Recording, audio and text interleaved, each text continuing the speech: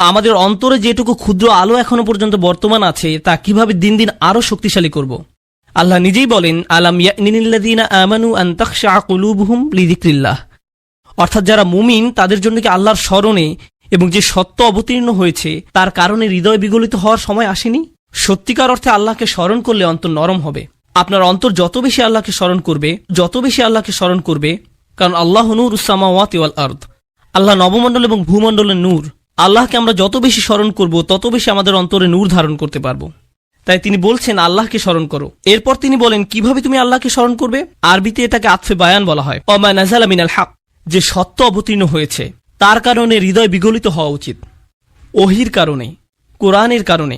কোরআন নিয়ে গভীর চিন্তা করুন, কোরআনের মাধ্যমে আল্লাহকে স্মরণ করুন। যখন কোরআনের আয়াত তেলাওয়াত করবেন তখন কান্নাকাটি করুন।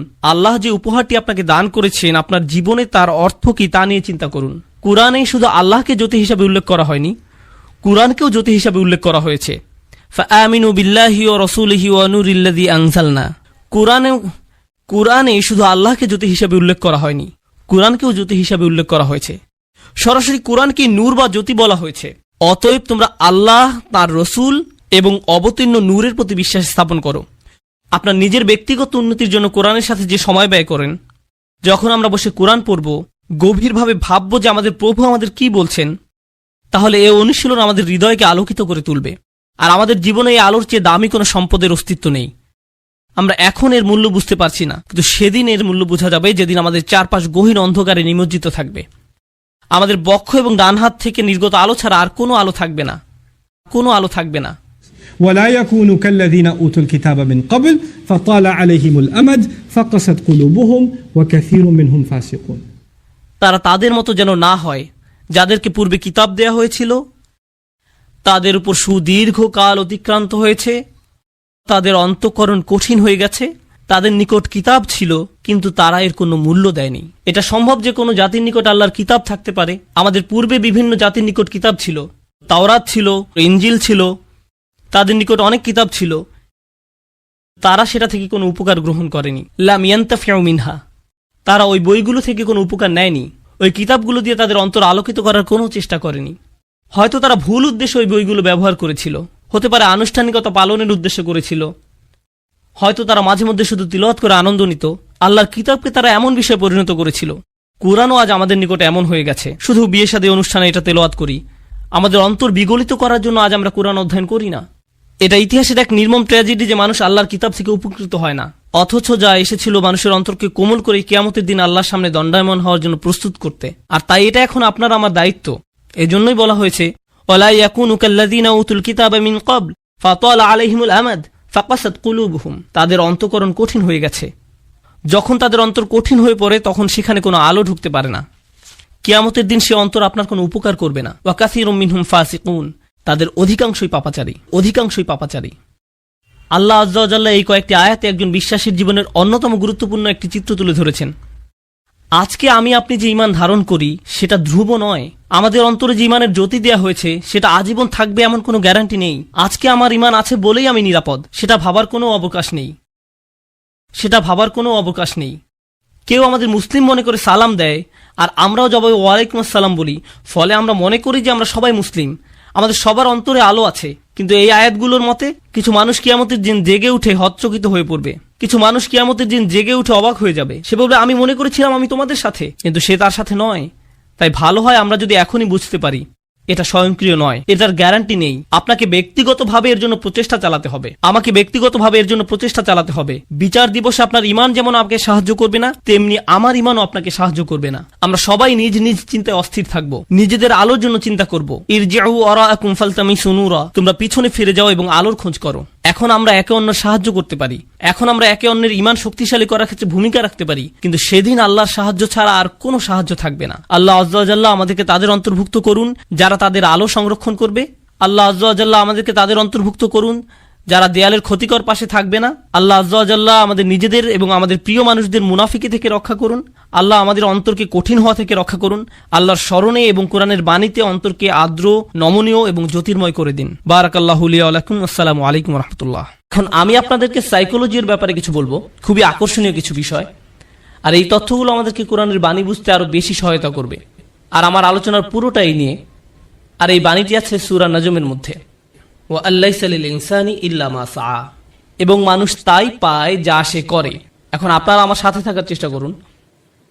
সর্বপ্রথম আর সবচেয়ে ছোট যা মানুষ সন্ধান করে, বিশেষ করে তরুণ প্রজন্ম যা চায়, আমি জানি শ্রোতাদের মধ্যে মনে মনে তরুণ লোক আছেন, কিন্তু আমি এখানে যারা বয়সে তরুণ তাদের বলছি, আমি চাই আপনারা এটা বুঝতে পারুন যে সবচেয়ে তুচ্ছ কিছু যখন জীবনে সন্ধান করা হয় তখনই আসলে সুখের সন্ধান করা হয়।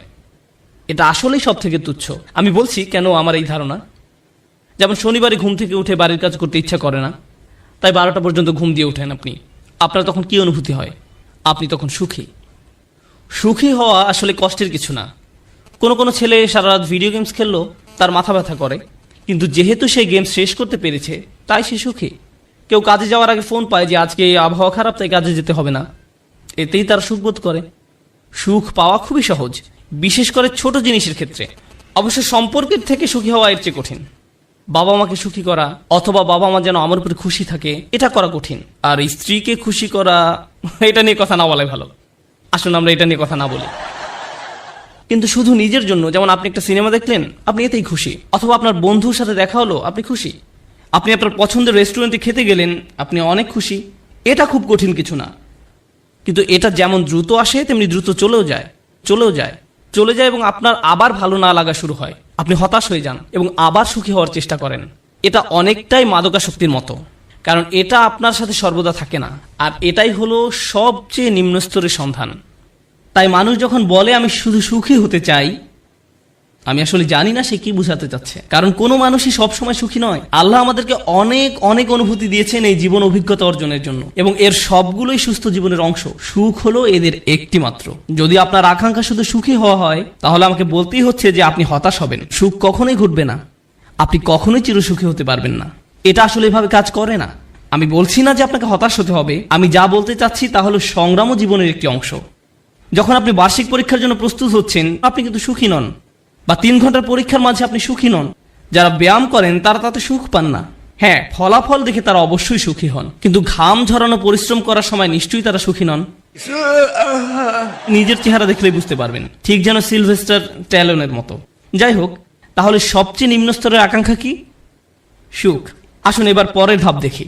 পরের ধাপ মানে এটা অর্জন করতে আরো চেষ্টা করতে হয়। আর আমার বর্ণনা হয়, আমি যতই উপরের ধাপে যাব সেটা অর্জনের জন্য ততই কষ্ট করতে হবে। তো এর পরের ধাপ হলো কুল দেখানোর আকাঙ্ক্ষা। এটা সুখের আকাঙ্ক্ষা নয়, আকাঙ্ক্ষা হলো কুল হওয়ার। কুল হওয়া মানে হলো কেউ আমাকে নিয়ে ঠাট্টা করবে না, আমি বাকি সবার মতোই হব।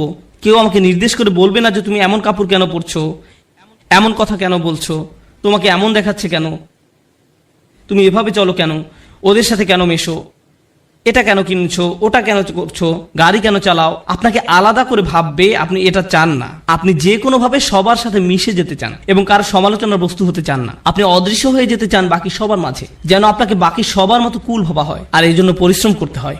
উদাহরণ হিসাবে বলা যায়, আপনারা যারা হাই স্কুলে পড়ছেন, আপনি স্কুলে কি পোশাক পরে যাচ্ছেন সেটা আসলেই একটা বড় ব্যাপার।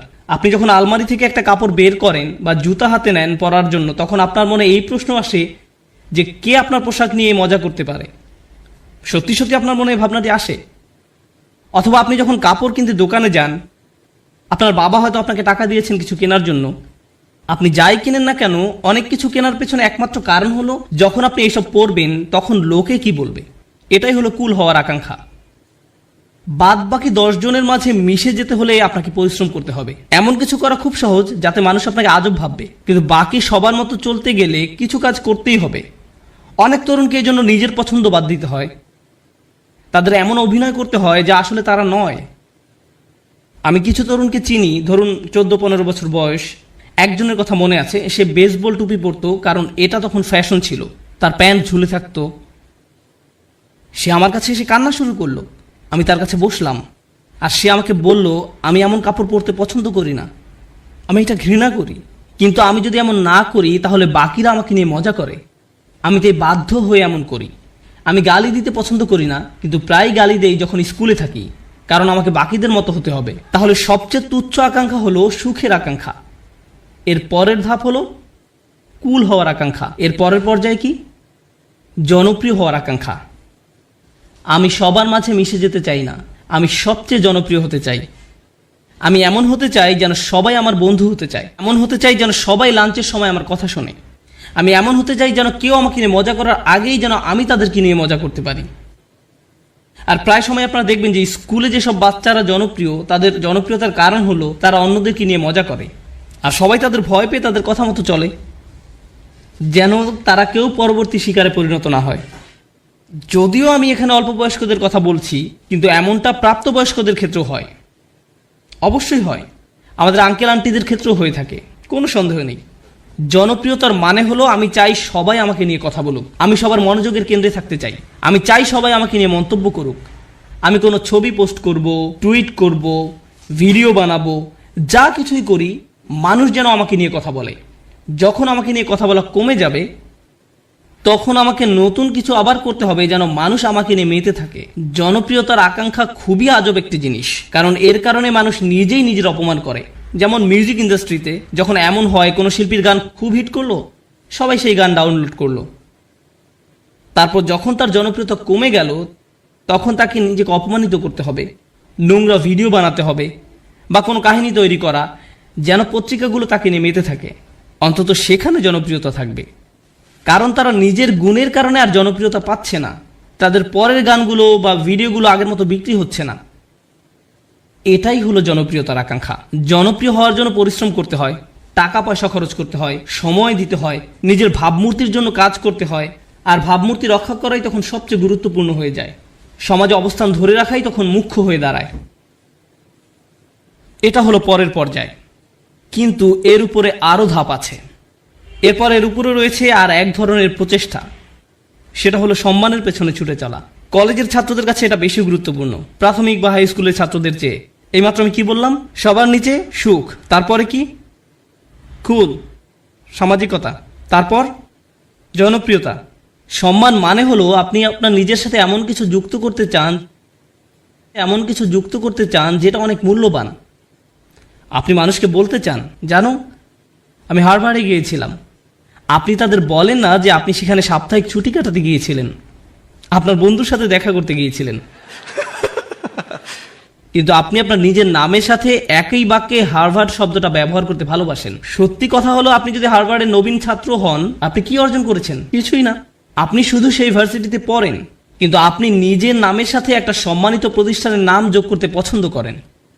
নিজের নামের সাথে একটা মর্যাদাপূর্ণ ব্র্যান্ডের নাম যুক্ত করতে আপনার ভালো লাগে, আপনার নির্দিষ্ট ব্র্যান্ডের পোশাক পরতে ভালো লাগে, এবং যদি ব্র্যান্ডের লেবেল দেখা না যায় আপনি অন্য মানুষের সাথে এমনভাবে কথা বলেন যেন তারা বাধ্য হয়ে প্রশ্ন করে আপনি এটা কোথা থেকে কিনেছেন। আপনি যেন বলতে পারেন যে এটা আরমানি ব্র্যান্ড বা এটা কিছু একটা, কারণ আপনি চান নিজের নামের সাথে সেই ব্র্যান্ডের নাম যুক্ত করতে।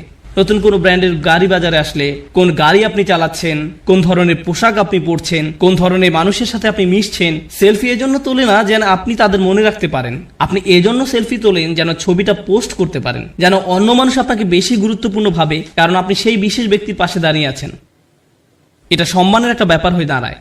ছবি তোলা যদি শুধু আপনার জন্য হয় দারুণ ব্যাপার, কিন্তু এটা আসলে অন্য মানুষদের জানানো যে আপনি কতটা অসাম, অন্যদের সাথে মিলে কোনো কিছু অর্জন করতে পারার জন্য নয়। কিন্তু মুসলিম সমাজে অন্য এক ধরনের মর্যাদা আমাদের বাবা মারা অনেক সময় পান, আর তা হলো তারা তাদের সন্তানকে হাফেজ বানাতে চান। ও, এবং ডাক্তার। আর যদি হয় হাফেজ ডাক্তার তাহলে তো কথাই নেই, তারা দিন ও দুনিয়া দুটোই পেয়ে গেছে। রব্বানা আতিনা ফিদ দুনিয়া হাসানা ওয়া ফিল আখিরাতি হাসানা, কাজ এখানেই হয়ে গেছে। কিন্তু তারা মানুষকে বলতে পছন্দ করে যে জানো সে একজন হাফেজ, কিন্তু দুর্ভাগ্যবশত এর জন্য আপনি আপনার সন্তানকে কোরআনে হাফেজ বানাননি। কিন্তু এমনটাই ঘটে থাকে। আমরা এখন কোন পর্যায়ে আছি? সম্মান। এটা অনেক বড় ব্যাপার হবে যখন আপনি আপনার প্রথম চাকরিটা পাবেন, হয়তো মাইক্রোসফট বা অন্য কোথাও, কে জানে। ধরেন আপনি বড় কোথাও চাকরি পেলেন, হয়তো গুগলে। তারা আপনাকে আপনার ব্যাজ দিবে, যেটা আপনি মসজিদেও পরে আসেন, যেন কেউ প্রশ্ন করে যে তুমি কি অনেক বেশি গুগল ব্যবহার করো যে তারা তোমাকে একটা বিশেষ ব্যাজ দিয়েছে, আর আপনি তখন বলার সুযোগ পান না না আমার সেখানে চাকরি হয়েছে। আপনি মানুষকে জানাতে চান যে আপনি কি অর্জন করেছেন। তাফাখুরুম বাইনাকুম, কুরআনে এটাকে এভাবেই বলা হয়েছে, অন্যদের দেখানোর ইচ্ছা যে আপনার কি মর্যাদা আছে। যাই হোক, আমি আবার একদম নিচ থেকে শুরু করতে চাই। প্রথমে কি ছিল? সুখ। দ্বিতীয় সামাজিকতা, কুল। তৃতীয় জনপ্রিয়তা। চতুর্থ সম্মান। তার উপরে টাকার পিছনে ছুটে চলা। কিছু মানুষ আছে যারা সুখকে পাত্তা দেয় না, তারা সামাজিকতার কথা ভাবে না, তারা জনপ্রিয়তা চায় না, এমনকি সম্মানও নয়। একটা জিনিসকেই তারা গুরুত্ব দেয়, আর সেটা হলো টাকা। তারা জানে কিভাবে অনেক টাকা উপার্জন করতে হয়। এই মানুষগুলো ময়লা জামা, পুরনো ছেঁড়া জিন্স পরে থাকে, 88 মাজদা মিয়াটা গাড়ি চালায়, কিন্তু এই সব নিয়ে তাদের কোনো ভ্রুক্ষেপ নেই, কারণ তারা মাসে $10 মিলিয়ন উপার্জন করে। আমার এমন মানুষের সাথে দেখা হয়েছে যারা বছরে শত শত মিলিয়ন ডলার উপার্জন করে, এবং আপনি বুঝবেনই না সেটা, কারণ তার চুল উস্কো খুস্কো, তার মধ্যে এক অন্যরকম ভাব আছে যে সে ব্যস্ত, বা ব্যস্ততার জন্য নাও হতে পারে, কারণ সে এগুলো পাত্তাই দেয় না। সে শুধু জানে কিভাবে ব্যবসা করতে হয়। ব্যবসায় সে একটা বিস্ময়, আর সেটা নিয়েই সে শুধু চিন্তা করে। সে খালি এটাই চিন্তা করে যে বিক্রয় কিভাবে বাড়ানো যায়, কিভাবে ব্যবসার আরো সম্প্রসারণ হবে, কিভাবে আমি নতুন ওয়্যার হাউস খুলবো। সুবহানাল্লাহ, তারা অবিশ্বাস্য ধরনের মানুষ। যাই হোক, ময়ের উপরে উঠলে কি আরো কঠোর পরিশ্রম করতে হয়। সুখী হতে কোনো পরিশ্রম করতে হয় না, সবার মতো হতে কিছু পরিশ্রম করতে হয়, জনপ্রিয় হতে আরো কিছু কাজ করতে হয়, সম্মান বা সম্মানিত কিছুর সাথে জড়িত হওয়ার জন্য আরো শ্রম দিতে হয়, অনেক টাকা কামাতে হলে অনেক শ্রম দিতে হয়। এক অবিশ্বাস্য রকমের কর্মস্পৃহা লাগে, তারা কোনো বিরতি নেয় না। এর উপরে উঁচু স্তর আছে। যাই হোক, আমি যখন বলছিলাম কিছু একটা করতে বেশি শ্রম দিতে হয়, যখনই আমি কোনো উঁচু লেভেলের কথা বলি, আপনাকে সেখানে যেতে বেশি কষ্ট সহ্য করতে হবে, আপনাকে যন্ত্রণা সহ্য করতে হবে সেখানে পৌঁছাতে। সুতরাং আমরা এখন টাকার উপরে লেভেলে আছি, আর টাকার উপরে সেই মানুষটা শুধু 1 নম্বর হতে চায়। তারা যে কোনো কাজে চরম উৎকর্ষতা অর্জন করতে চায়, তারা অন্যদের ছাড়িয়ে যেতে চায়। আমি শুধু আমার কোম্পানির প্রোগ্রামার হতে চাই না, আমি এই কোম্পানির শীর্ষস্থানীয় প্রোগ্রামার হতে চাই। আমি শুধু এই ক্লাসের ছাত্রই হতে চাই না, আমি 1 নম্বর হতে চাই। আমি শুধু এসএটি পরীক্ষায় বেশি নম্বর পেতে চাই না, আমি সর্বোচ্চ নম্বর পেতে চাই। আমি শুধু বাস্কেটবল খেলোয়াড় হতে চাই না, আমি NBA তে যেতে চাই, আর আমি MVP হতে চাই। কখনোই খুশি হতে পারে না। তারা শুধু নিজেদেরকে আরো কঠোর পরিশ্রম প্রচেষ্টা চালাতেই থাকে, তারপরেও তারা নিজেদেরকে নিয়ে সন্তুষ্ট হতে পারে না। এই ধরনের মানুষরা তাদের কাজে চরম উৎকর্ষ অর্জন করতে সক্ষম হয়, সেটা পড়াশোনায় হোক, শরীরচর্চায় হোক, বা অ্যাথলেটিক হোক, তাদের কর্মক্ষেত্রে, তাদের গবেষণা যাই হোক না কেন, তারা তাদের শীর্ষস্থান অর্জন করা চাই। তাদের 1 নম্বর হতে হবে। নিজেদের নিয়ে কখনোই খুশি হতে পারে না। তারা নিজেদেরকে কার সাথে তুলনা করে, এটা জানা খুব গুরুত্বপূর্ণ। নিজেকে তারা গতকালকের সাথে তুলনা করে। তারা আর কাউকেই পাত্তা দেয় না, কারো দিকে তাকায় না। তারা জানে তারা আরো ভালো করতে পারে, তাই তারা কখনোই সন্তুষ্ট হতে পারে না। তারা কখনো কাজ না করে বসে থাকে না। তারা সব সময় বলতে থাকে আমাকে আরো কাজ করতে হবে। অন্য সবাই হয়তো বলবে আপনি সত্যি বিস্ময়কর, কি চমৎকার কাজ করেছেন আপনি, তো তাতে কি, আমি জানি এর চেয়েও ভালো করার ক্ষমতা আমার আছে। তাই তারা মানুষের প্রশংসা, সুনাম কিছুকেই গুরুত্ব দেয় না। যারা ভাবে যে তারা আসলে দারুণ কাজ করছে, কিছুকেই গুরুত্ব দেয় না। তারা চেষ্টা করেই যায়।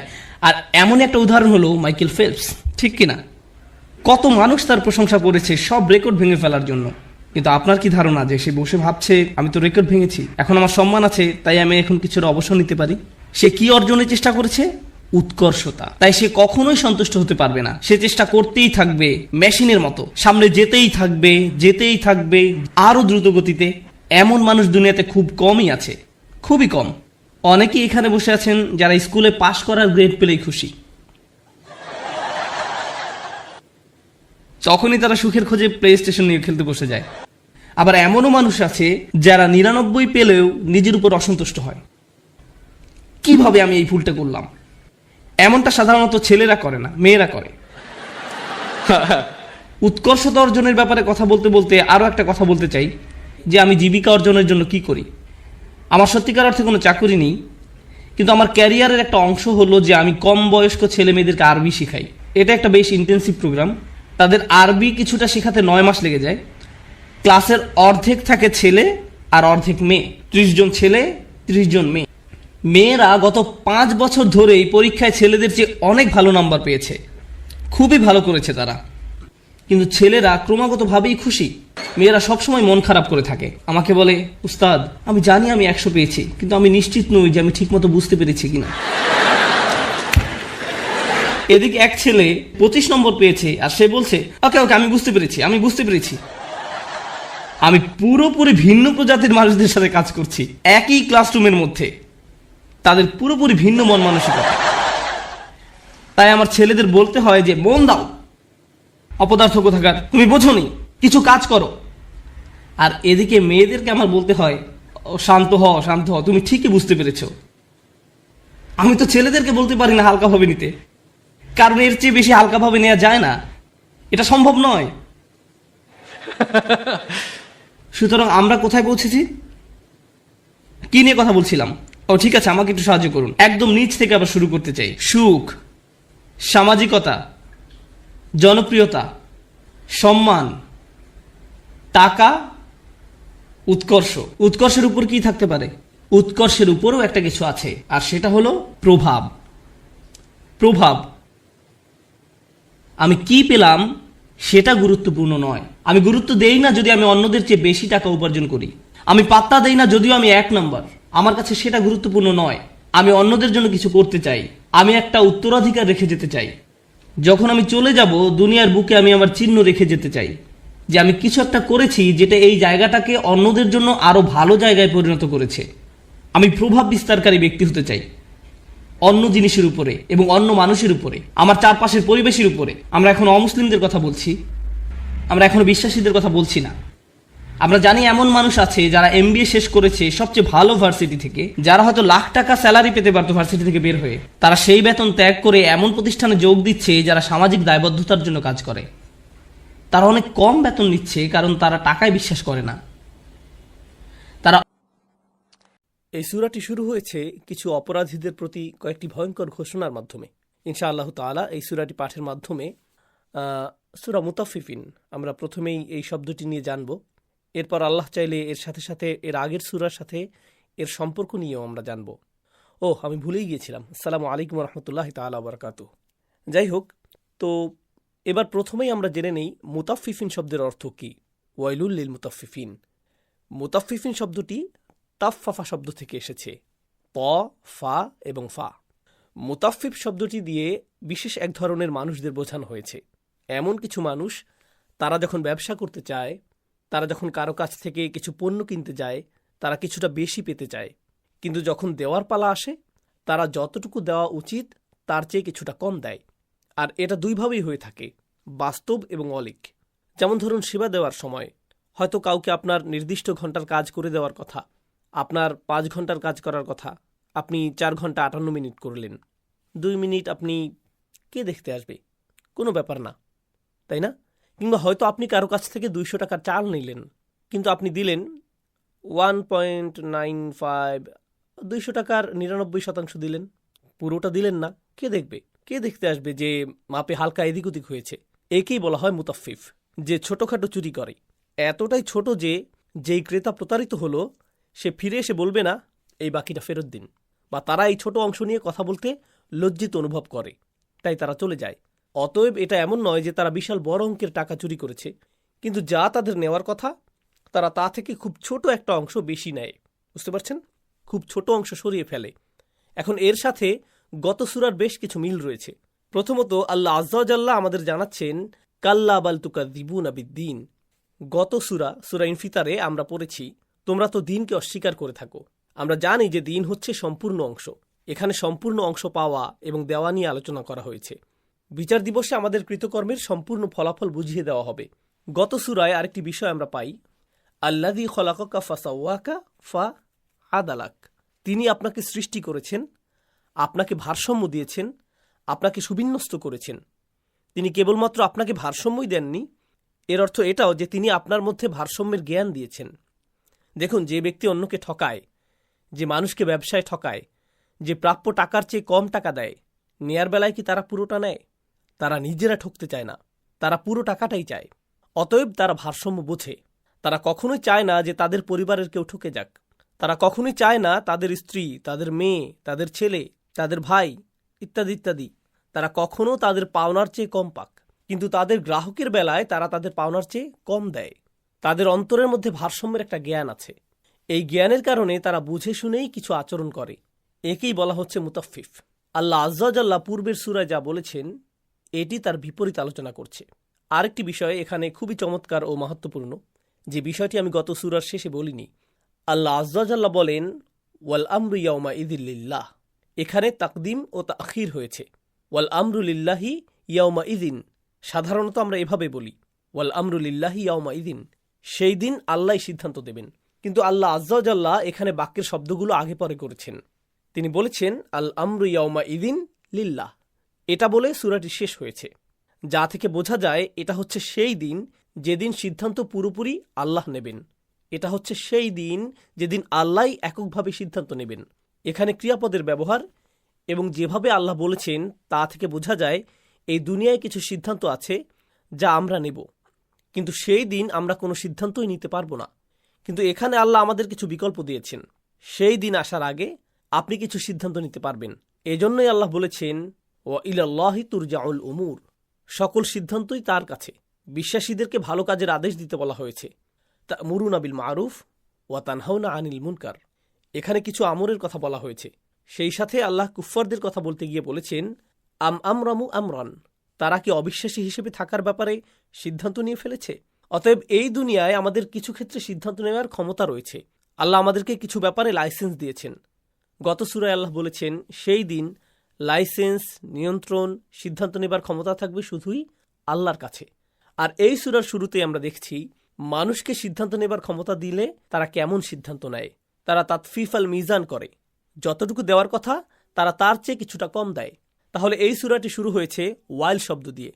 ওয়াইল একটি আরবি শব্দ যার অর্থ কাউকে অভিশাপ দেয়া, তার উপরে অভিশাপ পড়ুক, সে ধ্বংস হোক, সে অসুস্থ হোক, সে রোগাক্রান্ত হোক, সে ধসে যাক। এটা একটা ভয়ঙ্কর শব্দ। এটা এমন কেউ বলে যে সম্পূর্ণ শেষ হয়ে গিয়েছে, যখন তার আর বলার কিছু থাকে না, সে জানে না কি বলতে হবে, সে বলে ইয়া ওয়াইলাতা বা ইয়া ওয়াইলানা, আমাদের উপর অভিশাপ পড়েছে। এখানে ওয়াইলুল্লিল মুতাফফিফিন শব্দটি দিয়ে বোঝাচ্ছে চূড়ান্ত ধ্বংস, ভয়ঙ্কর ধ্বংস তাদের জন্য যারা এই ধরনের তাতফিফ করে, যে অল্প একটু মাপে কম দেয়, যে হালকা একটু এদিক ওদিক করে, গ্রাহক বা পাওনাদারের চোখ এড়িয়ে। এখানে লক্ষ্য করুন, এখানে দুইটা বিষয় রয়েছে। একটি হলো আপনার যা পাওয়ার কথা আপনি তার থেকে বেশি নেন, এবং যা দেওয়ার কথা তার থেকে কম দেন। দুইটা জিনিসই মুতাফফিফ শব্দের মধ্যে এসেছে। যে ব্যক্তি এই দুইটি বিষয়ের সাথেই জড়িত। আরেকটু সামনে গেলে চমৎকার একটা বিষয় লক্ষ্য করা যায়। আল্লাহ আজ্জাওয়াজাল্লাহ এ ধরনের লোক কি করে তার একটা বর্ণনা দিয়েছেন, যদিও মুতাফফিফ শব্দটি দিয়েই পুরো বিষয়টি বোঝা যাচ্ছে। আল্লাহ পরিষ্কার করে বলেছেন কোন কাজটি তাদেরকে মুতাফফিফ বানায়। তবে সামনে যাওয়ার আগে এই শব্দটি নিয়ে আরও কয়েকটি বিষয়ে আলোচনা করি। সহিহ হাদিসে এসেছে, বুখারীতে উল্লেখ রয়েছে, ولا طففوا الكيل إلا منعوا النبات وأخذوا بالسنين। খুবই শক্তিশালী একটি হাদিস। তারা ব্যবসায় বিন্দুমাত্র প্রতারণা করেনি। তাফফাফুল কাইল, তারা অল্প কিছু নিয়েছে বা পাওনার চেয়ে কম দিয়েছে, এমনটি হয়নি। তবে দুইটি জিনিস হয়েছে, ফসলের ফলন বন্ধ হয়েছে, মাটির ফলনশীলতা বন্ধ হয়েছে। আর আরেকটি বিষয় হয়েছে, তাদের পানি পাওয়া বন্ধ হয়েছে, জমিতে পানি প্রবেশ বন্ধ হয়েছে। অর্থাৎ পুরো দেশ নানা ধরনের দুর্যোগের সম্মুখীন হচ্ছে। অনেকে বলে দেশমাতৃকার প্রতিশোধ বা প্রাকৃতিক প্রতিশোধ। এগুলো কোনো প্রাকৃতিক প্রতিশোধ নয়, এগুলো সবই আল্লাহ সুবহানাহু ওয়া তাআলার শাস্তি, যে জাতি তাতফিফে জড়িয়ে আছে তাদের জন্য। হাদিসে তাকালে আমরা দেখতে পাই, এটা বাবে উকুবাতে আছে, এই দুনিয়ায় মানুষের দুর্নীতির ফলাফল বা শাস্তি সংক্রান্ত অধ্যায়ে এসেছে। আল্লাহ আজ্জাওয়াজাল্লাহ সূরা রুমে বলেছেন যাহার আল ফাসাদু ফিল বাররি ওয়াল বাহর বিমা কাসাবাত আইদিন নাস, দুর্নীতি ছড়িয়ে পড়েছে ভূমিতে ও সাগরে। এগুলো মূলত মানুষের নিজের হাতের কামাই। অতএব ব্যবসায়ে এরকম ছোট ছোট ধোঁকা দেওয়ার ফলে, এ ব্যাপারে আল্লাহর নবী সাল্লাল্লাহু আলাইহি সাল্লাম আমাদের জানিয়েছেন, এর ফলে বৃষ্টিপাত বন্ধ হয়ে যায়, খরা চলে আসে, ফসল ফলে না, মৌচাকে মধু থাকে না।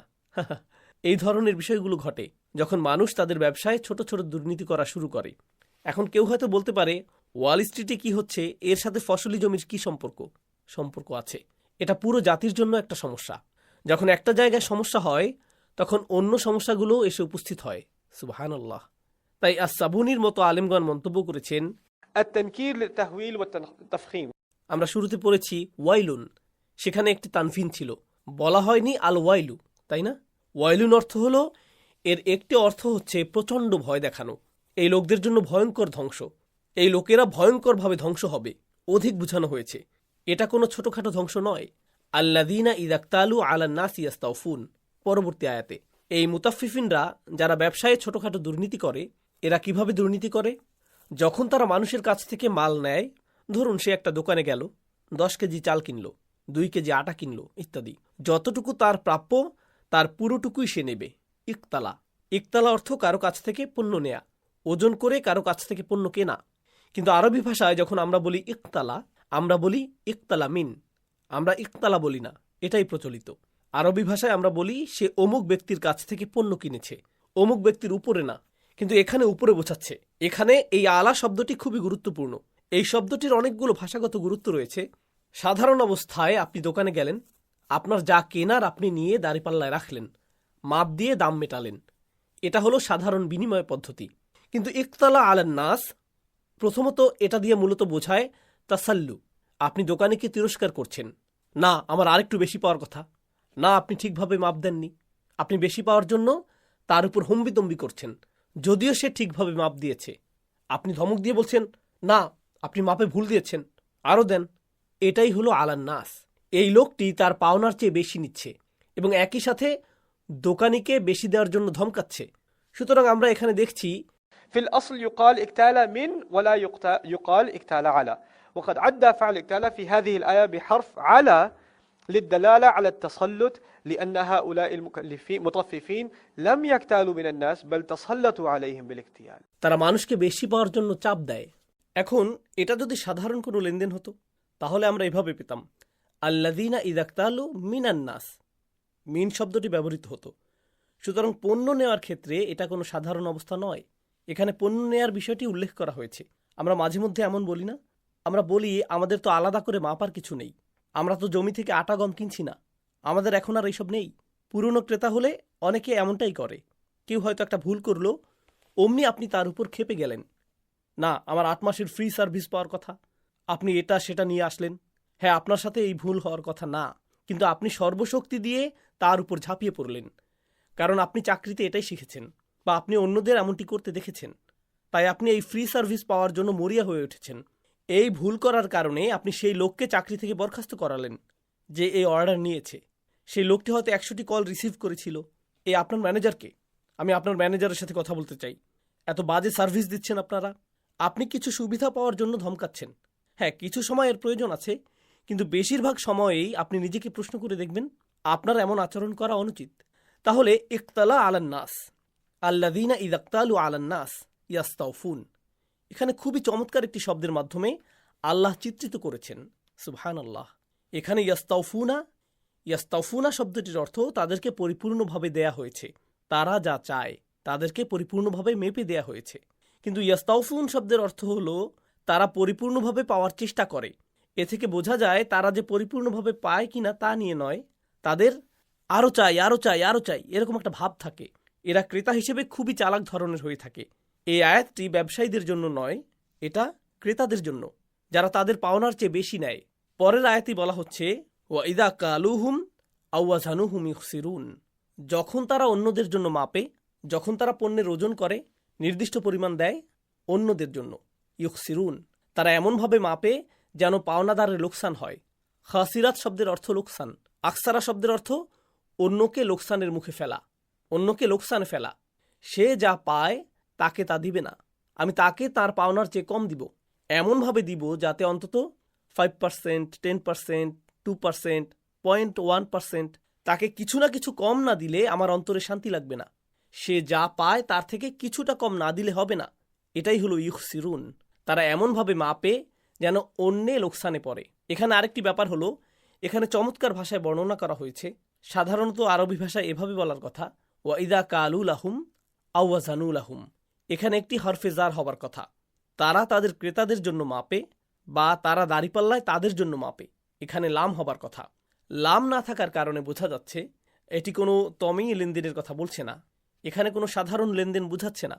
তারা মানুষকে কিছু পণ্যে এমনভাবে ধোঁকা দিয়েছে যেভাবে এখানে লামটিও হারিয়ে গিয়েছে। লাম হারিয়ে গেছে যেন সেই পণ্যটিও হারিয়ে গেছে। এটা আরবি ভাষার একটি আলংকরিক গুণ।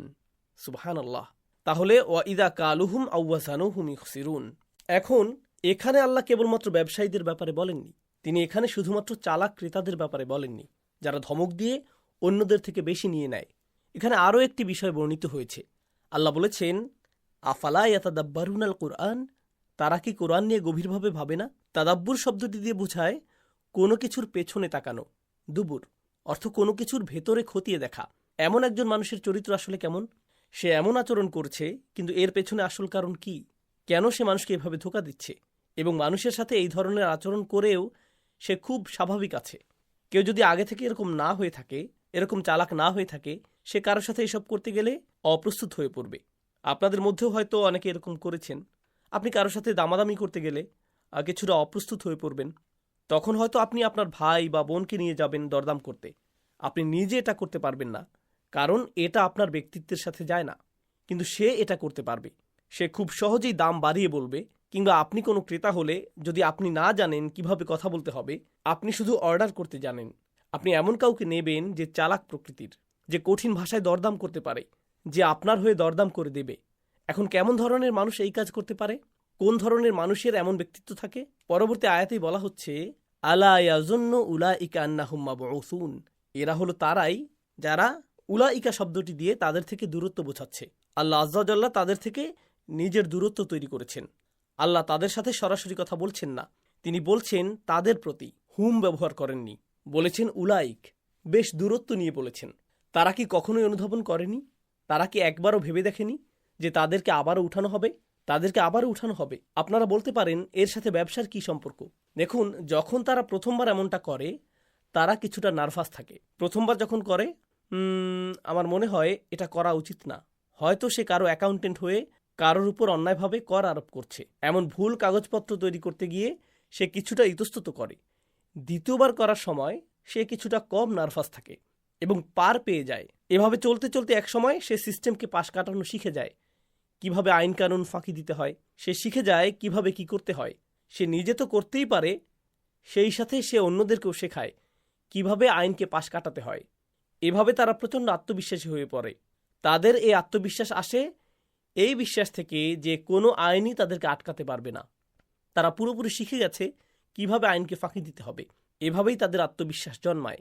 তাদের এমনকি অহমিকাও জন্মায়। তারা তাদের অন্যায় কাজের জন্য গর্ববোধ করে। যখন তারা দীর্ঘদিন ধরে আইনের ধরাছোঁয়ার বাইরে চলে যায়, তারা বুঝতে পারে তাদেরকে কেউ ধরতে পারবে না, তারা পার পেয়ে যাবে। আপনারা দেখবেন বর্তমান সময়ে অনেক অপরাধী ধরা পড়ে যখন তারা মনে করে তাদের কেউ ধরতে পারবে না। এভাবে তারা কিছুটা উদাসীন হয়ে যায়। এই উদাসীনতার কারণে তারা ধরা পড়ে যায়। তাহলে এখানে আল্লাহ বলছেন যে তাদেরকে যে আবার উঠানো হবে, অবশ্যই আল্লাহর সামনে উঠানো হবে। তাদেরকে আবার জীবন দেয়া হবে এবং আল্লাহর সামনে উঠানো হবে। এটা এমনকি তাদের জান পার করেনি, ধারণা, এই চিন্তা এমনকি তাদের ধারণাতেই আসেনি। এখানে বাআসা শব্দটি গত সূরার একটি শব্দের অংশবিশেষ। আমরা পড়েছিলাম ওয়াইদাল কুবুর বুসিরাত। বাআসা ও আসারাত মিলে হয় বুসিরাত। তাহলে গত সূরার একটি শব্দের অংশ নিয়ে এখানে বোঝানো হচ্ছে। এমনকি এটা নিয়ে ন্যূনতম চিন্তাও এদের মাথায় নেই। তাদেরকে যে তাদের আমলনামা নিয়ে দাঁড়াতে হবে, এই চিন্তা তাদের মনে ঢুকতেই পারছে না। তারা এই চিন্তাকে পুরোপুরি আটকে দিয়েছে। লিয়াউমিন আযীম, তাদেরকে এক মহান দিবসে দাঁড় করানো হবে। এখানে আযীম শব্দটির ব্যাপারে আমি আপনাদের সাথে হয়তো আলোচনা করেছি বা করিনি।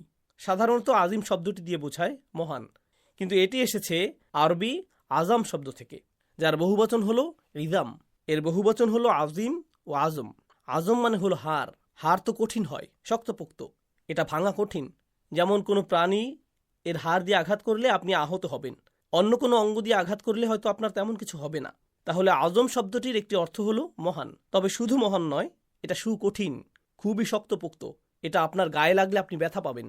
এটাই হলো আযীম। এটা এমনই কঠিন দিন, তারা অনুভবই করতে পারে না যে এমন একটি দিন তাদের সামনে আসছে। ইয়াউমা ইয়াকুমুন নাসু লিরাব্বিল আলামিন।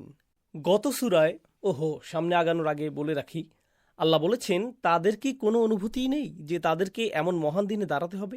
আল্লাহ কি গত সূরায় সেই মহান দিন সম্পর্কে কিছু বলেছিলেন? আল্লাহ বলেছেন, ইযা সামাউন ফাতারাত ওয়া ইযাল কাওয়াকিবু ইনতাসারাত ওয়া ইযাল বিহারু ফুজ্জিরাত ওয়া ইযাল কুবুরু বুসিরাত। যখন আকাশকে উন্মুক্ত করে দেয়া হবে, যখন তারকাসমূহ পাতার মতো খসে খসে পড়বে, যেন এগুলোতে মুক্ত বসানো আছে। আপনি পাতায় একটা ঝাঁকি দিলেন আর এগুলো বিক্ষিপ্তভাবে খসে পড়ল, এবং সমুদ্রগুলো উত্তাল হয়ে পড়বে, আর কবরগুলো উন্মোচিত করা হবে। এগুলোর ভেতরে যা ছিল সেগুলোকে বের করে আনা হবে। এই দিনের মাহাত্ম্যকে পুরোপুরি ফুটিয়ে তোলা হয়েছে। এত কথা বলার পরেও কিছুটা এগুলো শুনেও তাদের মনে পুরোপুরি প্রভাব ফেলেনি। তাই লিয়াউমিন আযীম এখানে আলাদা আরেকটি আয়াত দেয়া হয়েছে। এমন একটি মহান দিনের কথা শুনেও, যাকে সূরা নাবায় আল্লাহ বলছেন নাবাউল আযীম, এত শক্তিশালী আয়াত শুনেও তাদের মনে কিছুই হয়নি, কিছুই মনে ঢোকেনি। এবং আমরা এই সূরার সামনের দিকে আরও দেখব কেন তাদের মনে কিছুই ঢোকে না। এত ভয়ঙ্কর কথা শুনেও তাদের মনে কেন কোনো প্রভাব পড়ে না। ইয়াউমা ইয়াকুমুন নাসু লিরাব্বিল আলামিন, ইয়াউমা ইয়াকুমুন নাসু লিরাব্বিল আলামিন। গত সূরায় আমরা পড়েছি আলিমাত নাফসুম মা কদ্দামাত ও আখারাত। প্রত্যেকে জানতে পারবে সে যা আগে পাঠিয়েছে এবং যা পিছনে রেখে গেছে। প্রত্যেকেই জানতে পারবে কিসে সে বিনিয়োগ করেছে, যা সে আগে পাঠিয়েছে, কোন কোন সুযোগ সে হেলায় হারিয়েছে। আর আমরা এর দৈর্ঘ্য নিয়ে গত সূরায় পড়েছি। এখানে ভিন্ন একটি চিত্র, একই দৃশ্যের ভিন্ন উপস্থাপনা। সেই মহান দিনে যেদিন মানুষ সমগ্র বিশ্বের মহান প্রতিপালকের সামনে দাঁড়াবে। আলামিন ব্যবহৃত হয়েছে উকুলদের জন্য, যাদের বুদ্ধি রয়েছে, অর্থাৎ সমগ্র জাতির, সব মানুষের রব। অন্যভাবে বললে অপরাধীদের রব, ধোঁকাবাজদের রব ও তাদের ক্রেতার রব, অপরাধী ও তাদের সহযোগীদের, সেই সাথে তাদের সাথে আরও যারা ছিল, তাদের প্রত্যেকেই একসাথে দাঁড়াবে। তারা এমনকি ক্ষুদ্র পরিমাণ অন্যায় থেকেও পার পাবে না। কাল্লা, একটুও নয়। অর্থাৎ তাদের এই মনোভাব তাদেরকে কোনোভাবেই বাঁচাতে পারবে না। কাল্লা দিয়ে বোঝাচ্ছে তারা যে মনে করে যে তাদেরকে আর উঠানো হবে না। তারা এভাবে ভাবে কারণ এটাই তারা বিশ্বাস করে। তারা দুনিয়াতে তাদের আচরণের ব্যাপারে এতটাই আত্মবিশ্বাসী হয়ে গেছে যে তারা ভাবে এটাই তাদের বাঁচার জন্য যথেষ্ট হবে। আসলে মানুষের বড় ভুলগুলোর একটি হলো তারা পাপ করে। এতটাই আপনার মনে করেন তাদের পাপের কোনো সীমা নেই। তখন তারা কি করে জানেন? তারা এর ফলাফল নিয়ে চিন্তা করা বন্ধ করে দেয়। এখন আপনি চিন্তা করা বন্ধ করলেই কি এর শাস্তি কমে যাবে? না, এতে কিছুই হবে না। আপনি যদি মনে মনে ভাবেন যে এতে কোনো শাস্তি নেই, আপনার এই ভাবনায় কোনো লাভ হবে না। তাই আল্লাহ বলেন কাল্লা, না না না, আপনার এই ভাবনা আপনাকে বাঁচাতে পারবে না। আপনি নিজের মতো করে কিছু ভেবে নিতে পারেন, আপনি ভাবতে পারেন আপনি নিরাপদ, কিন্তু এই শাস্তি আপনাকে ঘিরে ধরবেই। তিনি বলেন ইন্না কিতাব আল ফুজ্জারি লাফি সিজ্জিন। এই আয়াতটা খুবই চমৎকার। আয়াতটিকে পুরো প্রেক্ষাপটটা বোঝার জন্য আসুন গত সূরার সাথে মিলিয়ে পড়ি। আপনি দেখবেন আমরা যে সূরাগুলো অধ্যয়ন করছি এতে একই সাথে ফেরেশতাদের বর্ণনাও রয়েছে। প্রতিটি সূরাতেই এগুলো প্রায় একসাথেই বর্ণিত হয়েছে। গত সূরায় আমরা এমন ফেরেশতাদের ব্যাপারে জেনেছি যেগুলো এখানে রয়েছে। ইন্না আলাইকুম লাহাফিজিন কিরামান কাতিবিন ইয়ালামুনা মা তাফআলুন। প্রহরারত ফেরেশতাগণ এখানে আছেন, তারা পবিত্র, অতএব তারা অন্যায়ভাবে কিছু লিখবেন না। তারা অভিজাত, অতএব তারা লেখার ক্ষেত্রেও সেই আভিজাত্য ধরে রাখবেন। এবং তারা প্রতিনিয়ত লিখে যাচ্ছেন। এবং তারা কি লিখছেন? ইয়ালামুনা মা তাফআলুন। তারা জানেন আপনি কি করছেন, তারা আপনার কাজের ব্যাপারে সবই জানেন এবং তারা প্রতিনিয়ত লিখে যাচ্ছেন। তাহলে লেখার কথাটা গত সূরায় বিশেষভাবে উল্লেখ করা হয়েছে। কি লেখার ব্যাপারে? আমরা যা যা করি, আমাদের সব কাজ। এবার এখানে আরেকটি অংশ এসেছে, এটা আমাদের জন্য বোঝা ও ব্যাখ্যা করা অনেকটাই সহজ, কারণ আমার টেকনোলজির অভিজ্ঞতা আছে। আপনারা তো ডেটা এন্ট্রি সম্পর্কে জানেন। আপনি ডেটা লিপিবদ্ধ করছেন। ডেটা এন্ট্রি করতে আপনাকে একজন ভরসাযোগ্য মানুষকে নিয়োগ দিতে হবে, কারণ সেখানে যদি কোনো ভুল হয় তাহলে আপনি যে ইমেইল করেছেন, ফ্যাক্স করেছেন, আপনি যে চুক্তি করছেন, সেখানে যদি ভুল হয় তাহলে আপনাকে সমস্যায় পড়তে হবে। তাহলে প্রথম কথা, আমাদের কাজের ডেটা কে লিপিবদ্ধ করছে? ফেরেশতাগণ, তারাই এগুলো লিপিবদ্ধ করছে। তাহলে এখানে কি কোনো ভুল হওয়ার সম্ভাবনা আছে? না। কিন্তু এখানে আরও একটা ব্যাপার আছে। ব্যবসায়, লেনদেনে ও ইত্যাদি দুনিয়াবি কাজে আপনি কেবল একজন নির্ভরযোগ্য কাউকে নিয়োগই দিবেন না, একই সাথে আপনাকে এই প্রামাণ্যগুলো সংরক্ষণ করতে হবে। আপনারা কি ব্যাকআপ সার্ভার সম্পর্কে জানেন? ইদানিং খুব চলছে, যেগুলো আপনার ডেটাকে নিরাপদে সংরক্ষণ করে, যাতে গ্রাহকের নাম, তথ্য, অ্যাকাউন্ট ও পরিচিতি সংরক্ষিত থাকে। কোন দিন কোন প্রোডাক্টটি পাঠাতে হবে সব কিছু সংরক্ষণ করে রাখা হয়। যদি আপনার ডেটা চলে যায়, সেটা টাকা হারানোর চেয়েও বড় কিছু। এতে সব থাকে, এটাই সব। তাহলে গত সূরায় এই তথ্যগুলোর লিপিবদ্ধকরণ নিয়ে বলা হয়েছে, কিন্তু এই সূরায় বলা হচ্ছে সেই তথ্যগুলো কিভাবে সংরক্ষণ করা হচ্ছে, এগুলোকে কোথায় রাখা হয়েছে। কারণ যদি সংরক্ষণই নিরাপদ না হয় তাহলে এগুলো লিপিবদ্ধ করে লাভ কি? বুঝতে পেরেছেন? তাহলে এখন দেখুন, কাল্লা ইন্না কিতাব আল ফুজ্জার। না না না, নিশ্চিতভাবেই এই দাগী অপরাধীদের আমলনামা আল ফুজ্জার এসেছে ফজর থেকে। যেভাবে রাতের অন্ধকারকে ভেদ করে, একে ফজর বলা হয়। ফাজির হচ্ছে সে যে আল্লাহর আদেশকে খুব বাজেভাবে অমান্য করে। তারা এটা নিয়ে কোনো খারাপ বোধ করে না, তারা গর্ববোধ করে। তারা দুনিয়ার সবচেয়ে পাপের কাজগুলো করে। তারা করে কারণ তারা মনে করে তাদেরকে কেউ কিছু করতে পারবে না। তারা এমন মনোভাব পোষণ করে, কেই বা আমাকে দেখছে, কে আমাকে ধরতে আসবে, কে আমাকে আটকাবে, কেই বা আমাকে এগুলো নিয়ে ধরতে আসবে। তাহলে এই মনোভাব, আল্লাহ আজ্জাজাল্লাহ বলেন তুমি একটি ফাজির হতেই পারো, কিন্তু তুমি যা করো সবই লিপিবদ্ধ করা হয়েছে এবং এগুলোকে একটি বইয়ে সংরক্ষণ করা হয়েছে। এটাই হলো দাগী অপরাধীদের আমলনামা। এটা হচ্ছে একটি তালিকা, একটি নিবন্ধন খাতা। কিছু আলেমগণ মন্তব্য করেছেন, প্রাচীন সময়ে অন্ধকার কূপ ব্যবহৃত হতো এবং সেখানে অপরাধীদের রাখা হতো। সেখানে ঢোকার মুখে একজন দারোয়ান থাকতো, একটা অফিসের মতো জায়গা থাকতো। সেই অফিসের ভিতরে রাখা মানুষগুলোর একটা তালিকা থাকতো। সেখানে লেখা থাকতো অমুক লোক এতদিন ধরে এখানে আছে, তাকে অমুক সেলে রাখা হয়েছে, তাকে এই এই সাজা দেয়া হবে, এই সময় তাকে ঢোকানো হয়েছে, এতদিন পর তাকে বের করা হবে, ইত্যাদি ইত্যাদি। সেখানে একটা বিশাল তালিকা ছিল। তালিকাটা কোথায় রাখা হতো? একে রাখা হতো সেই জেলের ঠিক বাইরেই। ধরুন কেউ যদি বলে আমার সময় শেষ, আমি এবার বের হব, সেখানের দায়িত্বশীল কি দেখত? সেই তালিকাটা দেখত। এই দৃশ্যটি কিছু সালাফগণ বর্ণনা করেছেন। কয়েকজন বলেছেন এটা পৃথিবীর অভ্যন্তরে অবস্থিত, যেখানে অপরাধীদের আত্মাগুলোকে রাখা হয়েছে। আল্লাহু আলাম। কিন্তু আমরা জানি যে এই তালিকাটায় এই অপরাধীদের কথা লেখা আছে এবং তারা যা করছে তার সব কিছুর বর্ণনা আছে। তাহলে পাপী আত্মা যখন এই পৃথিবী ত্যাগ করে, তার বর্ণনাও এই তালিকায় উঠে যায় এবং দেখা যায় সে কি অপরাধ করেছে। তাহলে এই তালিকাটা কোথায়?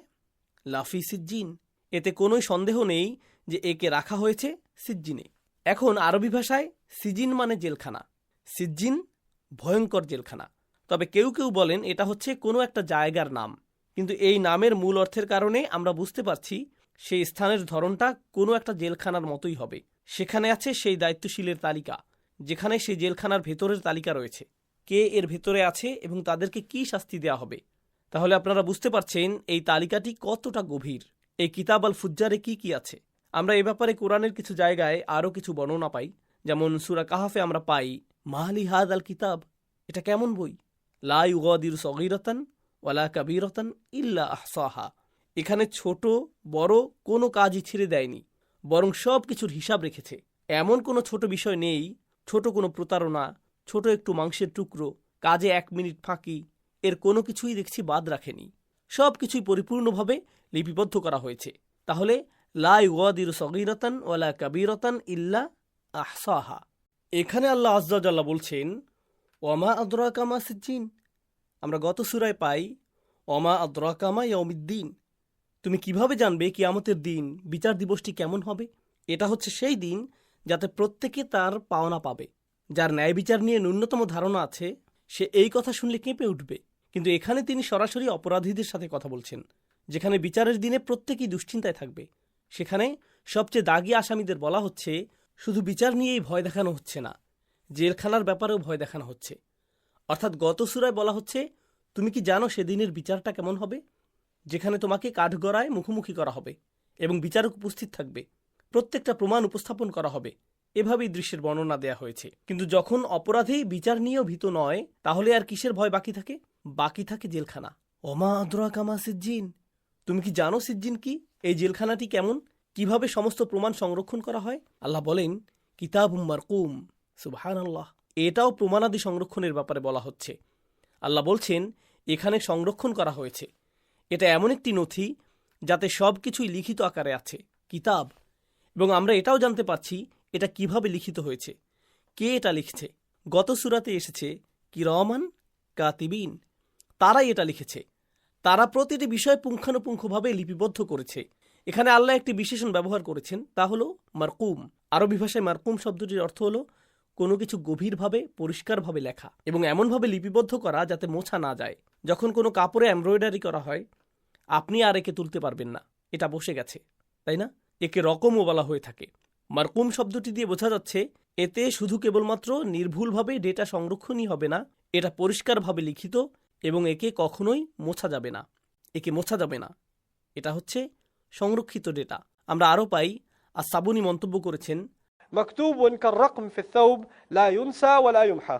তিনি বলেন এটা এমনভাবে লিখিত, এমনভাবে অঙ্কিত যেভাবে কাপড়ে গেঁথে দেয়া হয়, এমব্রয়ডারি করা হয়। একে মোছা যাবে না, একে তোলা যাবে না। এটাই হলো কিতাবুম মারকুমের বৈশিষ্ট্য।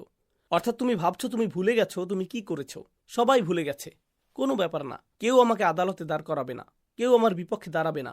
তুমি কি বলছো ভাই? আসলে তুমি ভাবছো তোমার যেভাবে খুশি তুমি ভেবে নেবে। কিতাবুম মারকুম, এগুলি সবই রয়ে গেছে, সব ডেটা সংরক্ষণ করা হয়েছে।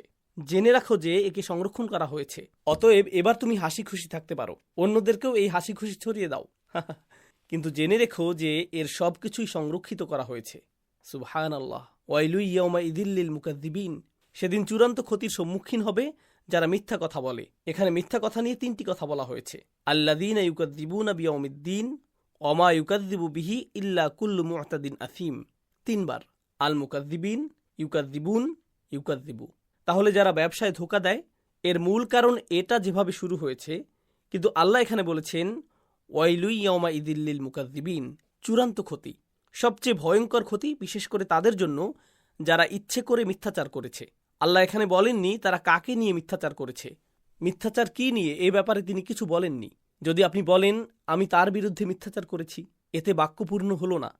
আপনাকে বলতে হবে কাকে নিয়ে মিথ্যাচার করেছেন। কিন্তু আপনি যদি বলেন আমি মিথ্যা বলেছি, এতে বাক্য পূর্ণ হয়, বাক্য শেষ হয়েছে, তাই না? কিন্তু এটা অকর্মক বাক্য। ব্যাকরণের ভাষায় আমরা একে বলি অকর্মক। যেমন আপনি বললেন আমি হেঁটেছি, এটা পূর্ণ বাক্য। আমি মিথ্যা বলেছি, বাক্য শেষ হলো। কিন্তু আমি যদি বলি আমি তার বিরুদ্ধে মিথ্যাচার করেছি, তাহলে শ্রোতা জানতে চাইবেন কার বিরুদ্ধে মিথ্যাচার করেছেন, কি নিয়ে মিথ্যাচার করেছেন, কেন আপনি মিথ্যার আশ্রয় নিলেন। এখানে পরবর্তী আয়াতে এর উত্তর দেয়া হয়েছে, আল্লাযীনা ইউকাযযিবু বিয়াউমিদ্দিন, এরাই তারা যারা বিচার দিবস নিয়ে মিথ্যাচার করেছে। গত সূরায় আমরা ইয়াম শব্দটি নিয়ে কিছু পাইনি। কাল্লা বাল তুকাযযিবুনা বিদ্দিন, তুমি সরাসরি দিনের বিপক্ষে মিথ্যাচার করছো। তুমি বিচার বলতে কিছু বিশ্বাস করো না। তুমি যা করেছো তা নিয়ে তুমি জিজ্ঞাসিত হবে, এটা তুমি ভাবতে চাও না। কিন্তু বাস্তবতা হচ্ছে তোমাকে বারংবার স্মরণ করিয়ে দেয়া হচ্ছে তোমাকে এই বিশাল দিনের মুখোমুখি হতেই হবে। একটি সপ্তাহে কতবার আমাদের আখিরাতের ব্যাপারে মনে করিয়ে দেয়া হয়? এই সমস্যার মূল কোথায়? আল্লাহ যে বিষয়টি বারংবার বলেন সেটা কেন আমরা বারবার ভুলে যাই? যেখানে আল্লাহ তাকওয়া নিয়ে কোরআনে সবচেয়ে বেশিবার বলেছেন, কেন? কারণ মানুষ সবচেয়ে বেশি কি হারায়? তাকওয়া। যখন আল্লাহ পরকাল নিয়ে সবচেয়ে বেশিবার মনে করিয়ে দেন, একভাবে না হলে আরেকভাবে, আরেকভাবে না হলে আরেকভাবে, সমুদ্রগুলো উত্তপ্ত করা হবে। আবার বলছেন সমুদ্রগুলো উন্মাতাল করা হবে। আবার বলছেন পাহাড়গুলো তুলার ন্যায় হবে। আবার বলছেন পাহাড়গুলো ভাসতে থাকবে। তিনি একই বিষয়কে বারবার বারবার বারংবার বলেই গেছেন। কেন? এই ব্যাপারেই মানুষ সবচেয়ে বেশি উদাসীন থাকে। এগুলো তাকে একদমই ভাবায় না। না না না, আরে আমি আখিরাত নিয়ে আর বেশি কথা শুনতে চাই না। আমি তো আখিরাতকে বিশ্বাস করেছি। আমরা কি পরের অধ্যায়ে যেতে পারি? আমরা কি অন্য কিছু নিয়ে আলোচনা করতে পারি? এটা আপনার মনে, আপনার অন্তরে একদমই গাঁথতে পারেনি। এটাই এই তাতফিফিল মিজানের কারণ। এটাই হচ্ছে কারণ। তাহলে আল্লাহ বলছেন আল্লাযীনা ইউকাযযিবুনা বিয়াউমিদ্দিন, যারা বিচার দিনকে অস্বীকার করে, প্রতিটি পাওনা বুঝে নেয়াকে অস্বীকার করে।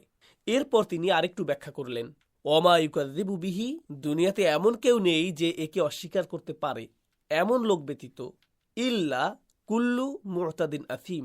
এই শব্দে আমাদের মনোযোগ রাখতে হবে। কেমন ধরনের মানুষ বিচারের দিনের বাস্তবতাকে অনুভব করতে ব্যর্থ হয়? কেমন ধরনের মানুষ? এখানে দুটি বিশেষণ দেয়া হয়েছে, মুতাদিন, আসিম। আমাদেরকে দুটি শব্দই বুঝতে হবে। ইয়তাদা আরবি ভাষায় এই শব্দটি দিয়ে বোঝায় অন্য কারো হক নষ্ট করা। আপনি কারোর সাথে জুলুম করলে আপনাকে বলা হবে মুতাদ। মুতাদ। যখন আপনি কারোর সাথে জুলুম করবেন, প্রথমবার হয়তো আপনার কিছুটা খারাপ লাগবে, দ্বিতীয়বার একটু সহজ মনে হবে, তৃতীয়, চতুর্থ, পঞ্চম, ষষ্ঠবার স্বাভাবিক হয়ে যাবে। এরপরে আপনার শুধু সহজই মনে হবে না, আপনি গর্ববোধ করবেন। এরপরে আপনি সবচেয়ে জঘন্যতম মুতাদ হওয়ার চেষ্টা করবেন, যে মানুষের সাথে অন্যায় করে। এভাবে এই দুনিয়ার বড় অত্যাচারীরা তৈরি হয়েছে, হোক সে দেশের শাসক কিংবা বাড়ির কর্তা কিংবা কোনো ব্যবসার প্রধান হোক যার অধীনে কিছু লোক চাকরি করে, হোক তা ভাই বোনের মধ্যে কিংবা গুন্ডাদের মধ্যে, যে কোনো ধরনের বা অবস্থানের, সে একজন মুতাদ, যে তার সীমারেখা অতিক্রম করে। এরপর আমরা পাই আফিম। এই শব্দটি এসেছে ইসিম থেকে। মূলত এর অর্থ ছিল, সাধারণত বলা হয় পাপ, কিন্তু কোরআনে পাপ বোঝাতে অনেকগুলো শব্দ ব্যবহৃত হয়েছে। অতএব ইসিম শব্দটির নির্দিষ্ট অর্থ রয়েছে।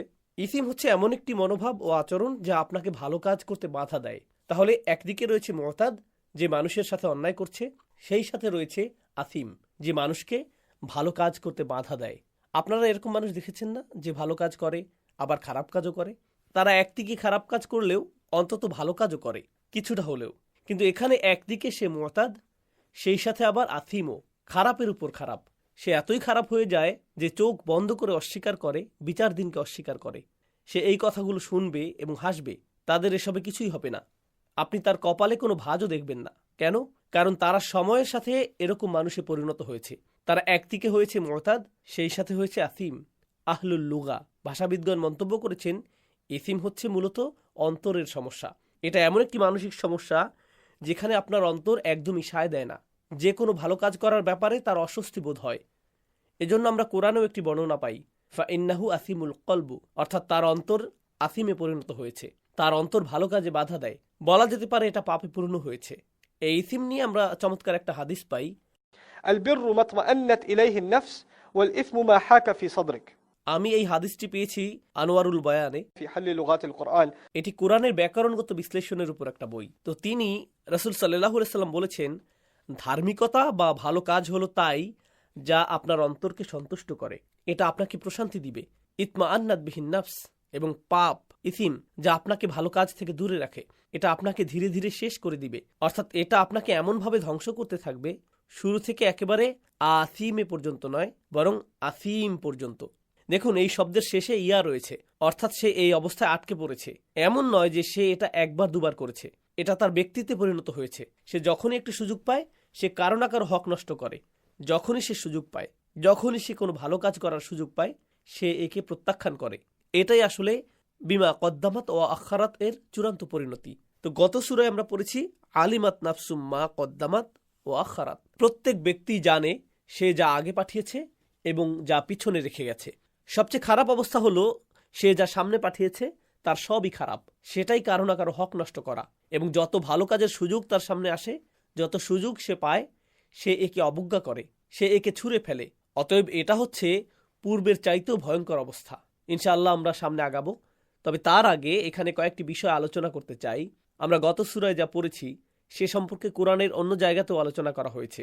মানুষের বিবেকের ব্যাপারে বলা হয়েছে কিভাবে মানুষ তার স্বভাবজাত ভালো কাজের আগ্রহ হারিয়ে ফেলে ও অন্যের হক নষ্ট না করার সদিচ্ছাকে বিসর্জন দেয়। শুরুতে আমরা পাই বালিল ইনসানু আলা নাফসিহি বাসীরা। মানুষ নিজের সম্বন্ধে সম্যক অবগত, সে জানে তার কর্ম সম্পর্কে, সে জানে কি করছে। ওয়ালাউ আলকা মাআযিরা, যদিও সে নানান অজুহাত পেশ করে, সে এমন এমন কথা বলে, আমার অমুক কারণ আছে, আমার তমুক কারণ আছে। কিন্তু এখানে বুঝতে পারছি যে এখানে সেই ফুজ্জারদের ব্যাপারে বলা হচ্ছে, সেই সব নিকৃষ্ট পাপীদের নিয়ে বলা হয়েছে। তাদের উত্তরটাও আয়াতে এসেছে। বলা হচ্ছে যখন তাদেরকে আয়াত পড়ে শোনানো হয়, তারা পাঠকারীকে ভর্ৎসনা করে বলে, এই লোক এসব কি বলছে। এরা মুখের উপর বলে দেয়, আরে ভাই, এই আয়াতগুলো তো আমাদের জন্যই নাজিল করা হয়েছে। কেউ কেউ বলে, এই আয়াতগুলো তো ১৫০ সহস্র বছর পুরনো, এগুলো তো আরবদের জন্য নাজিল করা হয়েছিল। ভাই, এই আয়াতগুলো শুনে কি আপনার অন্তর কেঁপে ওঠে না? আমার অফিসে তো এগুলোই চলছে, আমি তো ব্যবসা এগুলোই করছি। আমার উচিত বাবাকে নিষেধ করা, আমার চাচাকে থামানো উচিত। আমি যখন তার সাথে কাজ করছি তখন দেখেছি সেখানে এগুলো, এই তাতফিফ আল মিজান চলে। আপনি এভাবে ভাবলে এই আয়াতগুলোকে আপনি বাস্তব জীবনের সাথে মেলাতে পারবেন। কিন্তু যে এই ভাবনা থেকেই বেরিয়ে গেছে, ইযা তুতলা আলাইহি আয়াতুনা ক্বালা আসাতিরুল আউয়ালিন, যখন এই আয়াতগুলো, এই সুস্পষ্ট চিহ্নগুলো তাদের সামনে উপস্থিত হয়, তুলিয়াত বলা হয়নি, ইযা তুতলা, বারংবার তার সামনে এই আয়াতগুলো পাঠ করা হলে সে একে কিভাবে নেয়? আসাতিরুল আউয়ালিন, প্রথমে তিলাওয়া শব্দটি বুঝুন। এখানে এই শব্দটি ব্যবহৃত হয়েছে, এটা এখানে ব্যবহৃত হয়েছে দুটি ইলাল মস্তরিন, তালওয়ান ও তিলাওয়াতান। তালওয়ান অর্থ কাউকে অনুসরণ করা কিংবা লেগে লেগে চলা। এর আরেকটি অর্থ হলো পড়া। তাহলে এর দুটি অর্থ আছে, একটি হলো পড়া, অন্যটি অনুসরণ করা। তো যখন তাদের সামনে আয়াতসমূহ পাঠ করা হয়, সত্যিকার ভাবেই আয়াতগুলো তাদেরকে অনুসরণ করতে থাকে। এবং যখনই তারা এটা শোনে, আসাতিরুল আউয়ালিন, তারা বলে, তাদের উত্তর কি? এখানে আসাতির শব্দের দিকে মনোযোগ দিন। এই শব্দটি ৩টি একবচন থেকে এসেছে, ৩টি একবচন। إصطار أسيطرة أسطورة. এই ৩টি আসাতির শব্দের একবচন হতে পারে। আর এর মূল অক্ষর হলো সতর, যার অর্থ হলো লাইন। এদের মিল হচ্ছে প্রাচীন সময়ে কিছু বড় নাম শোনা যায় যাদেরকে বলা হয় মিথ বা মিথোলজি। সেই পুরনো গল্পগুলো হয়তো কেউ অনেক মজা করে বলেছে এবং বাচ্চারা সেটা খুব আগ্রহ নিয়ে শুনেছে। এরপর তারা সেগুলো লিখে ফেলেছে, সোজা লাইনে তারা গল্পগুলো লিখেছে, আর এভাবেই মুখে মুখে তাদের নাম ছড়িয়ে গিয়েছে। প্রত্যেকেই জানে এই গল্পগুলো সত্য নয়, এগুলো প্রজন্মের পর প্রজন্ম ধরে চলে এসেছে। তো সে যখন কোরআনের আয়াত শুনল, তখন সে বলল, এগুলো তো অনেক দিন ধরেই চলে এসেছে, এগুলো তো গল্প। আমার কাঁধে কোনো ফেরেশতা আছে? অমুক জাতি কিভাবে ধ্বংস হয়েছিল, তমুক জাতি কিভাবে ধ্বংস হয়েছিল, আমাকে নাকি আবার জীবন দেয়া হবে। আরে ভাই, এগুলো তো কেবলমাত্র গল্প, বড় হও। অর্থাৎ তাদের মনোভাব হলো প্রথমত আল্লাহর আয়াতের প্রতি অবজ্ঞাসূচক, এরপর যে তাকে দাওয়াত দিচ্ছে তার সাথে এমন আচরণ করছে যেন সে বোকা। আরে ধুর, তুমি এসব কি বলছো? আমরা এভাবে বলি না। ১৪০০ বছর আগে হলে আমরা বলতাম আসাতিরুল আউয়ালিন। তাহলে এটা হচ্ছে প্রথম যা তাকে ফাজির বানায়, এটা হচ্ছে চূড়ান্ত। তার সবচেয়ে বড় অপরাধ হলো সে আল্লাহর আয়াত নিয়ে তাচ্ছিল্য করে। কেউ হয়তো সাধারণ অপরাধ করে, কিন্তু এরা অপরাধের এমন পর্যায়ে চলে গেছে যে আপনি তাকে আল্লাহর আয়াতের মাধ্যমে শোধরাতে যাবেন, কাউকে শোধরানোর জন্য এটাই হলো সর্বোত্তম। আর তারা বলবে, এখান থেকে ভাগো, কি সব বাজে কথা, আসাতিরুল আউয়ালিন। কাল্লা। এরপর আল্লাহ বলছেন কেন তারা এই অবস্থায় পৌঁছালো। তিনি আমাদের ইতিমধ্যেই তাতফিফ হওয়ার কয়েকটি কারণ জানিয়েছেন। তিনি বলেছেন তাকযীব বিয়াউমিদ্দিন, বিচারের দিনকে অস্বীকার করা। এরপর তিনি বলছেন আল্লাহর আয়াত নিয়ে তাচ্ছিল্য করা, সমালোচনা করা, কোরআনের আয়াতকে অপমান করা। কেন সে এমনটি করে? কাল্লা, কখনোই না। আসলে তার কোনো কারণ নেই। তার কাজের কারণে কি হয়? রনা আলা কুলুবিহিম, বরং আমরা তার অন্তরে মরিচা ধরিয়ে দিয়েছি। রনা আলা কুলুবিহিম। الطبع والدنس লিসানুল আরবে ইবনে মঞ্জুর বলেছেন এটা খচিত হয়েছে, অশ্লীলতা তাদের অন্তরকে ঢেকে দিয়েছে। এটাই হলো রনা আলা কুলুবিহিম। আমরা হাসান রাদিয়াল্লাহু আনহুর একটি মন্তব্য পাই, তিনি বলেন هو الذم على الذم حتى يسود القلب. পাপের পর পাপ, পাপের পর পাপ করতে থাকলেই অন্তর পুরোপুরি কালো হয়ে যায়। আমরা আবু হুরায়রা রাদিয়াল্লাহু আনহু হতে বর্ণিত একটি হাদিসে পাই, এটা রয়েছে সহিহুল বুখারীতে। নবীজি সাল্লাল্লাহু আলাইহি সাল্লাম বলেছেন, سئل عن قوله تعالى كلا بل ران على قلوبهم. এই আয়াতটি নিয়ে প্রশ্ন করা হয়েছিল। তিনি বলেন هو العبد يذنب الذنب فتنكت في قلبه نكتة سوداء فإن تاب منها صقل قلبه وإن عاد نكتت أخرى حتى يسود القلب. এমন একজন লোক যে পাপ করে এবং এই কারণে তার অন্তরে একটি দাগ পড়ে গেছে, দাগ পড়ে গেছে। এজন্য এখানে দানাস শব্দটি এসেছে। আলেমগণ একে বলেছেন দানাস, একটি দাগ। কিন্তু এরপর যদি সে অনুতপ্ত হয় এবং ফিরে আসে, এটা মুছে যায়, এটা ধুয়ে যায়, এটা সত্যি সত্যি ঝকঝকে হয়ে যায়, উজ্জ্বল হয়ে যায়, অন্তরটি চকচক করে। হাদিসে এমন শব্দই ব্যবহৃত হয়েছে।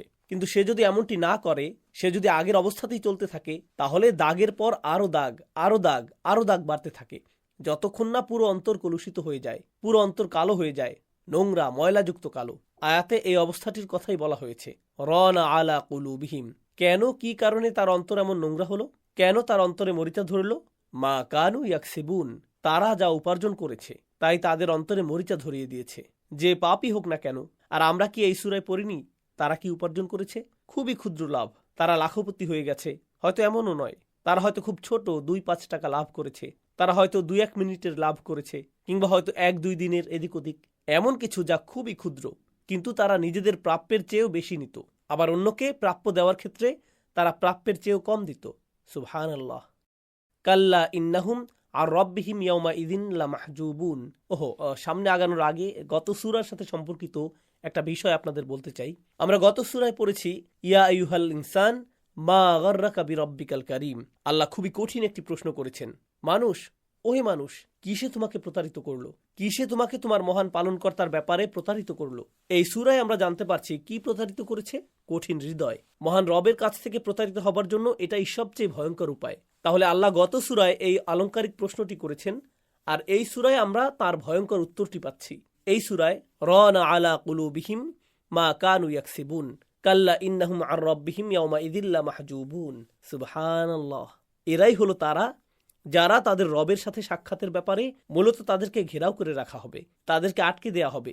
তারা সেদিন তাদের রবকে দেখতে পারবে না। সেই দিন তারা তাদের রবকে দেখতে পারবে না। সেখানে হিজাব করে রাখা হবে। হিজাব শব্দের অর্থ আপনারা জানেন না? এমন বাধা যা আপনার এবং আপনি যা দেখতে চান তার মাঝখানে আসে, যাতে আপনি তা দেখতে না পান। এটা আপনার দৃষ্টির বাইরে থাকে। এটাই হিজাব। এটাই হিজাব শব্দের শাব্দিক অর্থ। তাহলে এখানে যখন আল্লাহ আযজা ওয়া জাল্লা বলেন তাদেরকে ঘেরাও করে রাখা হবে, তাদেরকে রবের সাক্ষাৎ হতে আটকে দেয়া হবে, এখানে এমন চমৎকার শব্দ চয়ন করা হয়েছে, এখানে ইখতিসাস হয়েছে। শুরুতে এসেছে আর রব্বিহিম, তাদের রবই তাদেরকে দেখবেন না, তাদেরকে রবের কাছ থেকে আলাদা করে ঘিরে রাখা হবে। আর এ থেকে বোঝা যায় তারা সেদিন অন্য কিছু দেখবে। তারা সেটা দেখবে, শুধু তাই নয়, তারা তা দেখা থামাতে পারবে না। গত সূরায় আমরা পড়েছি ওমা হুম আনহা বিগাইবিন, তারা সেই প্রজ্বলিত আগুন থেকে কোনোভাবেই চোখ ফেরাতে পারবে না, যা তাদের দিকেই তাকিয়ে আছে। তারা কোনো খুঁটির পেছনে গিয়ে দম ফেলে নিয়ে এরপর আচ্ছা এবার শাস্তিতে ফেরত যাই, না, একটি পলকও না। তারা আটকে গেছে, তাদের চোখ সেই শাস্তিতে আটকে গেছে। আর এখানে তারা কোনটি এক পলকের জন্য দেখতে পারবে না? তাদের রবকে। তাহলে এটা গত সূরার আলোচনার বিপরীত আলোচনা। ওয়ামা হুম আনহা বিগাইবিন। এই আয়াতের ব্যাপারে ইমাম শাফি রাহিমাহুল্লাহ খুবই গুরুত্বপূর্ণ একটি কথা বলেছেন। وفي هذه الآية دليل على أن المؤمنين يرونه عز وجل. وقال مالك